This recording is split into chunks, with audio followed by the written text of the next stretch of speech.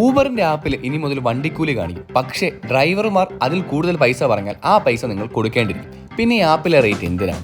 ആ ഒരു ഫീച്ചർ എന്തിനു വേണ്ടിയാണെന്ന് ഊബർ കമ്പനി ഓട്ടോ ഡ്രൈവർമാരിൽ നിന്നും വാങ്ങുന്ന കമ്മീഷൻ കുറച്ചിട്ട് പ്രതിമാസം ഒരു നിശ്ചിത തുക ഇവരിൽ നിന്നും വാങ്ങാൻ തീരുമാനിച്ചിടത്താണ് ഇതിന്റെ എല്ലാം മാറ്റം. ഇനി മുതൽ ഊബർ ഓട്ടോകളുടെ നിരക്ക് ഡ്രൈവർമാർക്ക് തീരുമാനിക്കാം.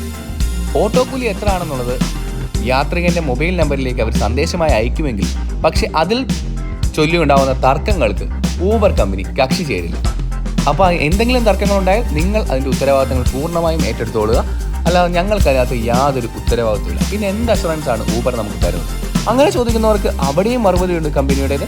ഇനി മുതൽ സേഫ്റ്റി, യാത്ര ചെയ്യുന്ന കസ്റ്റമേഴ്സിൻ്റെ സേഫ്റ്റിയാണ് ഞങ്ങൾ നോക്കുന്നത്. ആ ഒരു സേഫ്റ്റിയിൽ മാത്രമാണ് ഞങ്ങൾ ഏതൊരു സാഹചര്യത്തിലും വാഹനങ്ങൾ എത്തിക്കുക, അതുപോലെ തന്നെ ഏത് സ്പോട്ടിലും നമുക്ക് വണ്ടികൾ എത്തിക്കാനുള്ളൊരു അവസരം കൊടുക്കുക, അതുപോലെ തന്നെ അവരുടെ സേഫ്റ്റി നോക്കുക.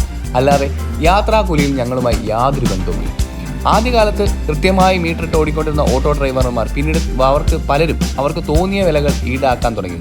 ആ ഒരു സാഹചര്യത്തിൽ ഊബർ ഓട്ടോകൾ വന്നപ്പോഴത്തേക്കും വലിയൊരു മാറ്റമായിരുന്നു നമുക്ക് ജനങ്ങൾക്ക് അതല്ലെങ്കിൽ കസ്റ്റമേഴ്സിന് കിട്ടിക്കൊണ്ടിരുന്നത്. നമുക്ക് അഫോർഡബിൾ ആയിട്ടുള്ള പ്രൈസിൽ നമുക്ക് വേണ്ട സ്ഥലത്തേക്ക് ഈ ഒരു ആപ്പ് ത്രൂ യാത്ര ചെയ്യാം. വീണ്ടും ഈ ഒരു ആപ്പ് അധികാരം മുഴുവൻ ഓട്ടോക്കാരുടെ കയ്യിൽ കൊടുത്തിരിക്കുകയാണ്.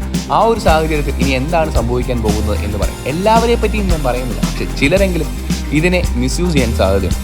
അതുകൊണ്ട് ഇത് നിങ്ങൾ ഊബർ വിളിച്ചായാലും ഓട്ടോയിൽ കയറുന്നതിന് മുമ്പ് തന്നെ ഉറപ്പാക്കുക എത്തേണ്ട സ്ഥലത്തേക്ക് പോകാൻ എത്ര രൂപയാണ്.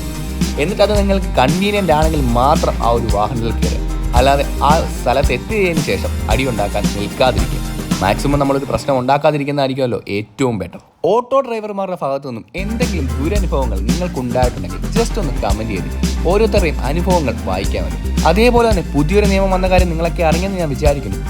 ഇനി മുതൽ മീറ്റർ ഇട്ട് മാത്രമേ ഓട്ടോ ഓടാൻ പാടുള്ളൂ. മീറ്റർ തുകയേക്കാൾ കൂടുതൽ നിങ്ങളോട് വാങ്ങിക്കുകയാണെങ്കിൽ, വെയിറ്റിംഗ് ചാർജ് അല്ലാതെ കൂടുതൽ തുക വാങ്ങിക്കുകയാണെന്നുണ്ടെങ്കിൽ നിങ്ങളുടെ യാത്ര സൗജന്യമാണ്. നിങ്ങൾക്ക് അതിനെതിരെ ശക്തമായ പരാതി കൊടുക്കാനുള്ള നിയമം ഇപ്പോൾ വന്നിട്ടുണ്ട്.